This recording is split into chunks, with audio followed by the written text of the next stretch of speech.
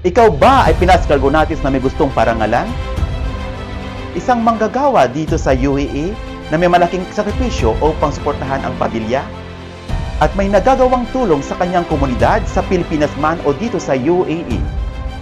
At sa simbahan na ipinagmamalaki ang pagiging Pilipino? Ito na ang pinakahihintay mo na mapansin naman ng isang ordinaryong manggagawa na maparangalan bilang isang tunay na dakila. Sino ba dapat ang mga pwedeng i-nominate? Must have a valid ID or residence visa in UAE. Gainfully employed in any industry. Highly recommended by his or her HR or employer. Nominated by a Filipino community or group of people or several individuals. Paano mag-nominate? Pindutin ang link na makikita sa caption at i-fill out ang DMP 2024 nomination form. Ilagay ang pangalan ng gusto mong i-nominate at ang kanyang Facebook profile link.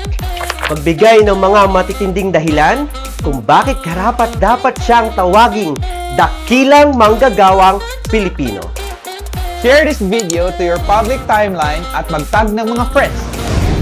Hindi pwedeng mag-nominate o i-nominate ang staff ng Pinas Cargo hanggang sinumang kamag-anak nito. Magkakaroon ng mga distinguished panelists para sa deliberation round.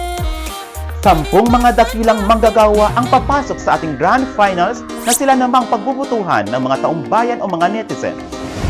Ang final standing ay 60% mula sa panelists from the deliberation round at 40% naman mula sa Facebook votes.